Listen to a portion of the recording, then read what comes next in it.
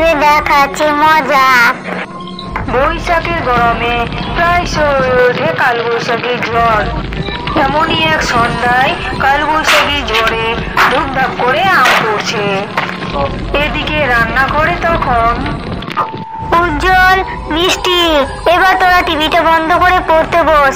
এই হয়েছে, সারাদিন খালি টিভি আর মোবাইল।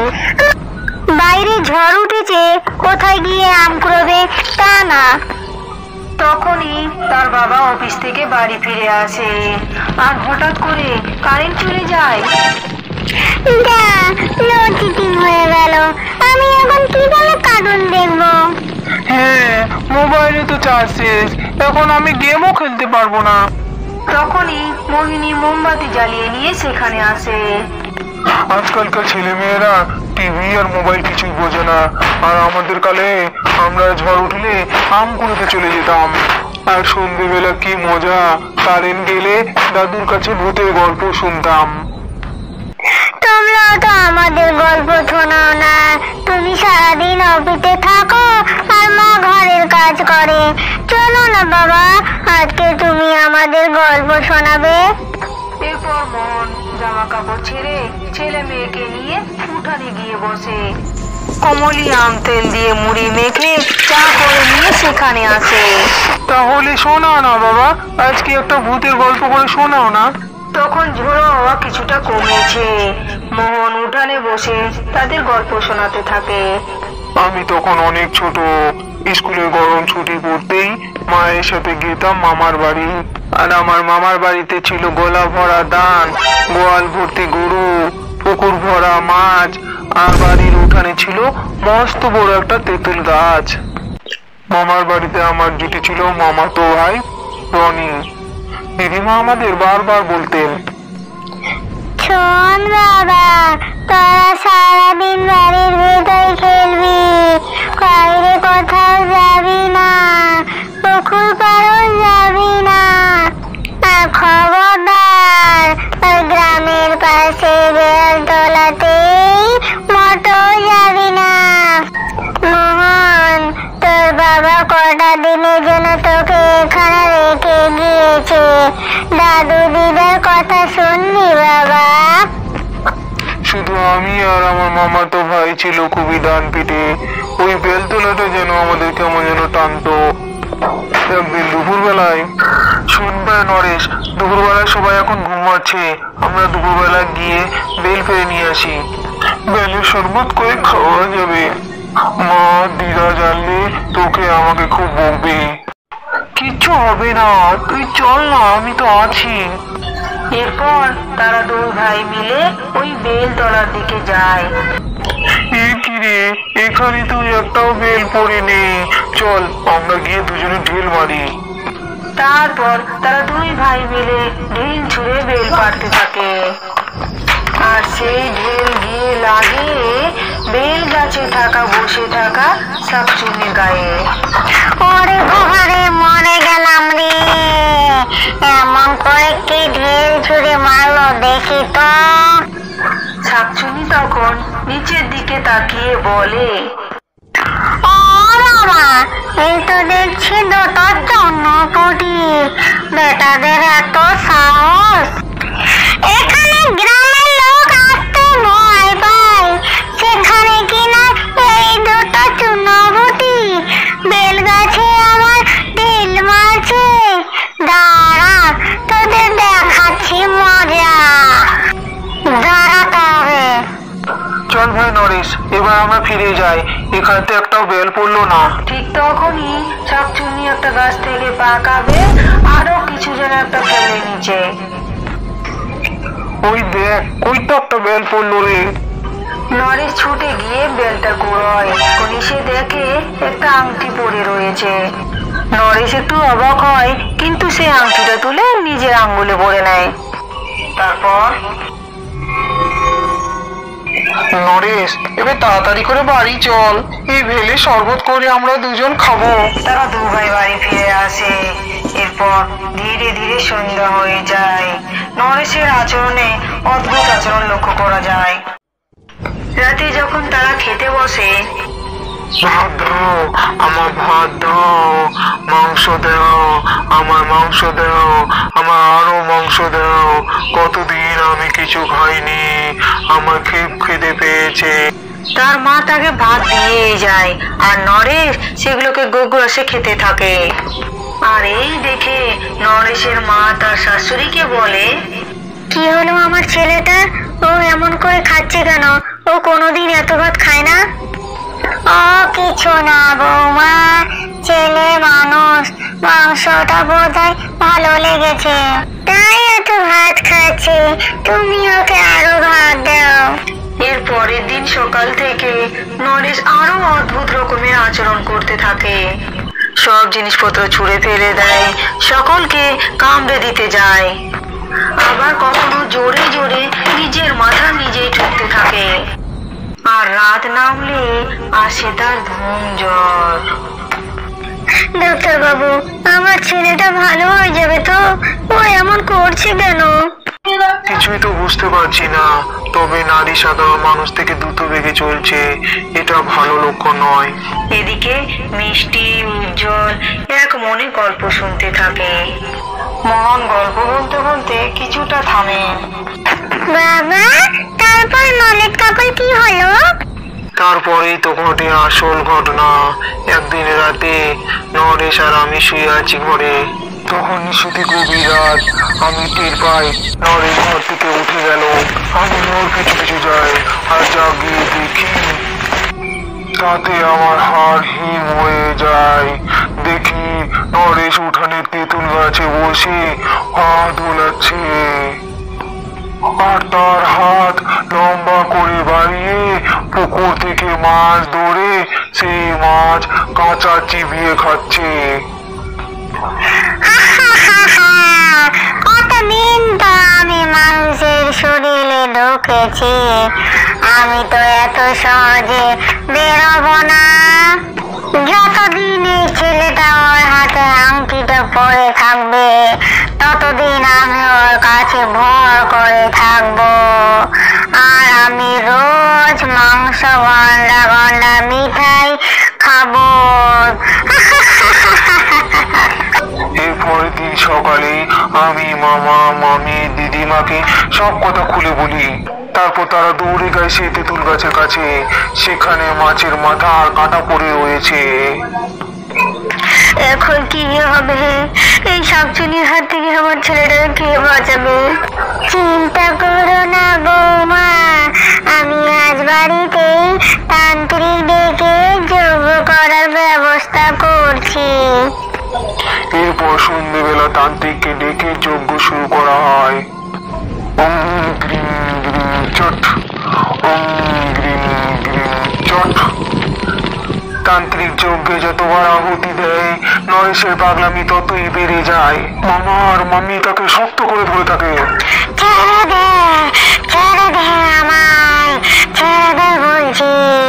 আমি যাব না, আমি কোথাও যাব না।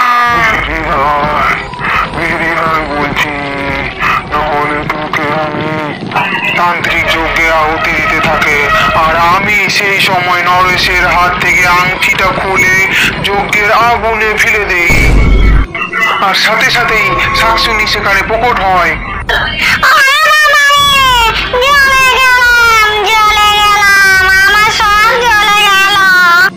তারপর সেই শাকচুন্নি জ্বলে পুড়ে ভস্ম হয়ে যায়। এদিকে উজ্জ্বল মিষ্টি এক মনে গল্প শুনতে থাকে। তারপর মিষ্টি বলে, তারপর তারপর আবার কি হলো? সেই বেল গাছ শাকচুন্নি মুক্ত হয়ে গেল। এরপর থেকে মামা বাড়ি যতবার যেতাম, ওই বেল গাছ থেকে ততবার বেল পেরে শরবত করে খেতাম। এরপর কারেন্ট চলে আসে। তখন মোহিনী বলে, এই অনেক হয়েছে গল্প করা, কারেন্ট চলে এসেছে, এবার যা পড়তে বস। উজ্জ্বল, মিষ্টি, জোরে জোরে পড়বি কিন্তু, আমি যেন রান্নাঘর থেকে শুনতে পাই। তারপর তারা দুই ভাই বোন ঘরে গিয়ে পড়তে শুরু করে। ঠিক তখনই ছাদের উপর কারো যেন চলার আওয়াজ শুনতে পায়। দাদা, ছাদে তো কিসের আওয়াজ হচ্ছে? মনে হচ্ছে কে যেন চলাফেরা করছে। ওদিকে তাদের বাড়ির ছাদে দেখা যায় একটা ভয়ঙ্কর ডাইনি। ডাইনি জলরাজ্যে গিয়ে করি আর রবিকে নিয়ে জলের উপরে চলে আসে। মণিমালা, তোমার কি খুব কষ্ট হচ্ছে? আমি এক্ষুনি বৈদ্যমশাইকে গিয়ে ডেকে আনছি। আমার মনে হয় আমি আর বাঁচবো না হীরক কুমার। তুমি নিজেদের খেয়াল রেখো। আমি আমার মেয়েদের নামও ঠিক করে রেখেছি, করি আর রবি। আর আমার জাদু মুক্ত তোমার প্রয়োজনে ব্যবহার করো। মণিমালা, কি হলো তোমার? কথা বলো। আমাদের তুমি অসহায় করে এইভাবে চলে গেলে মণিমালা। মণিমালা মারা যাওয়ার পর থেকে দুই মেয়ে খুব কাঁদতে থাকে। হীরক কুমার তাদের কিছুতেই কান্না থামাতে পারে না। এমন সময় হীরক কুমারের মা সেখানে আসে। বাবা, তুই একা এভাবে বাচ্চা সামলাতে পারবি না। আমি বলি কি, তুই আবার একটা বিয়ে কর। এ কি বলছো মা? কে এমন আছে যে আমার এই দুই মেয়ের দায়িত্ব নিতে পারে? ও নিয়ে তুই কোনো চিন্তা করিস না। আমার সন্ধানে ভালো একটা পাত্রী আছে, তার নাম শামুকমালা। ঠিক আছে মা, তুমি যা ভালো ভাবো তাই করো। এর কিছুদিন পর শুভ মুহূর্তে হীরক কুমারের মা শামুকমালার সাথে তার বিয়ে দেন। শামুকমালা, আমার দুই মেয়েকে তোমার নিজের মতো করে যত্ন করো। ওরা যে আমার প্রাণ। তুমি কিছু চিন্তা করো না, আমি ওদের খুব ভালোবাসবো আর সব সময় খেয়াল রাখবো। আচ্ছা ঠিক আছে, আমি এখন খাবার আনতে যাচ্ছি, তুমি ওদের উপর নজর রেখো। এই কথা বলে হীরক কুমার বাচ্চাদের জন্য খাবার আনতে চলে যায়। তখন শামুকমালা মনে মনে বলেন, শুনেছি হীরক কুমারের আগের স্ত্রী ছিল জাদু মুক্তের অধিকারী এবং তার কাছে নাকি মায়াবী জাদু মুক্ত ছিল। সে মারা যাবার পর নিশ্চয়ই সেটা হীরক কুমারের কাছে আছে। ছলে বলে কৌশলে আমাকে মুক্ত হটাতে হবে। আর দেরি নয়। কিছুক্ষণ পরে হীরকমালা খাবার নিয়ে ফিরে আসতেই শামুকমালা তাকে বলে, আচ্ছা হীরক কুমার, মণিমালার কাছে শুনেছি একটা মায়াবী জাদু মুক্ত ছিল, সেটা কি এখন তোমার কাছেই আছে? হ্যাঁ, আমার কাছেই আছে। আমি ওটাকে খুব যত্ন করে রেখে দিয়েছি। ওটা তো একটা মায়াবী মুক্ত, ওই মুক্ত দিয়ে আমি যা চাইবো তাই পাবো। আচ্ছা, মুক্তটা কি দেবে আমাকে হীরক কুমার? না শামুকমালা, ওটা আমার মণিমালার একমাত্র স্মৃতি, ওটা আমি কাউকে দিব না। শোনো শামুকমালা, আমি জরুরি দরকারে কয়েকদিনের জন্য পাশের রাজ্যে যাচ্ছি। তুমি রবি আর করিকেও খেয়াল রেখো। আমি আসছি, কেমন? এই কথা বলে হীরক কুমার সেখান থেকে চলে যায়। এর কিছুক্ষণ পর করি আর রবি যখন খিদের জ্বালায় কাঁদতে থাকে। ওহ, আবার কান্না শুরু হলো। এই দুই সৎ মেয়ের আমি আর খেয়াল রাখতে পারবো না। এমনিতে তো আমি জাদুমুক্ত পেলাম না, তার উপর আবার এই দুই মেয়ের খেয়াল রাখো যত্ন রাখো, আমি পারবো না। এই কথা বলে শামুকমালা ঘর থেকে বেরিয়ে যায়। এদিকে বাচ্চা দুটি খিদের জ্বালায় কাঁদতে থাকে। আর এই সমস্ত ঘটনা নদীর ওপর হেলে থাকা তাল গাছের উপর বসে বসে দেখছিল এক ডাইনি। আহারে, কি নিষ্ঠুর! বাচ্চাগুলিকে না খেয়ে দিয়ে চলে গেল। খিদের জ্বালায় তো বাচ্চাগুলি খুব কষ্ট পাচ্ছে। আমি বরং গিয়ে বাচ্চাগুলোকে খেয়ে দিয়ে আসি। শামুকমালা ঘর থেকে বেরিয়ে যাওয়ার পর ডাইনি নদীর জলে নিচে আসে আর বাচ্চা দুটোকে খাওয়ায়। খাওয়া হয়ে গেলে বাচ্চা দুটোকে ঘুমিয়ে ডাইনি জলের উপরে আবার ফিরে যায়। এইভাবে বেশ কিছুদিন চলতে থাকে। আজব ব্যাপার তো, এই বাচ্চাগুলো দিব্যি আছে। আমি তো এদের খাওয়াই না, যত্ন করি না, তারপরও কিন্তু আমি তো আর এদের সহ্য করতে পারছি না। এরা তো বেঁচে থাকলে আমি তো জাদু মুক্ত কিছুতেই পারবো না। আমি নিশ্চিত ওই জাদু মুক্ত এই দুই মেয়ের জন্যই যত্ন করে রাখা আছে। কিছু তো ব্যবস্থা আমাকে একটা নিতেই হবে। এই কথা বলে শামুকমালা চলে যায় তার বন্ধু কালনাগের কাছে এবং কালনাগকে তার মনের সমস্ত কথা খুলে বলে। তুমি কিছু তো একটা উপায় বের করো কালনাগ, আমাকে যে কোনো মুহূর্তে ওই মুক্তটা পেতেই হবে। তুই একদম চিন্তা করিস না, আমি একটি পাত্রে আমার বিষ ঢেলে দিচ্ছি, তুই সেটিকে নিয়ে গিয়ে দুধের সাথে মিশে দিয়ে।